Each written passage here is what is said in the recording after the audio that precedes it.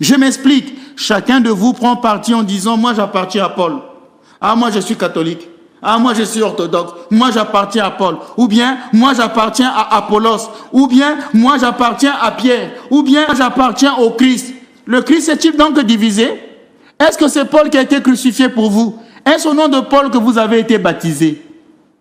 Vous voyez? Donc on ne peut pas parler des églises, mais d'une seule église, avec un seul enseignement. Les églises donc se réunissent ensemble quand il y avait la nécessité, par exemple, de trouver une solution à un problème particulier. Les églises se réunissaient, d'où sont venus les termes, par exemple, des conciles. Donc, toutes les églises se réunissaient au cours des conciles pour voir quelle sera la proclamation dogmatique.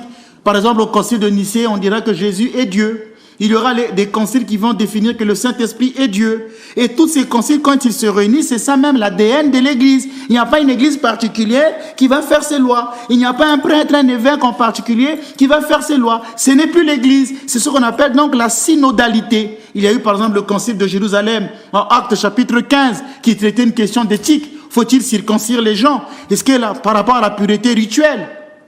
Et c'est ça qui va marquer l'Église. Donc l'Église, c'est tout ça. Et c'est pourquoi il est important donc de lire la Bible en Église et non pas dans sa chambre de manière particulière. Et puis on commence à inventer des doctrines en disant, mais vous savez, moi, 2000 ans après, je ramène les gens à la tradition apostolique. Voilà, 2000 ans après.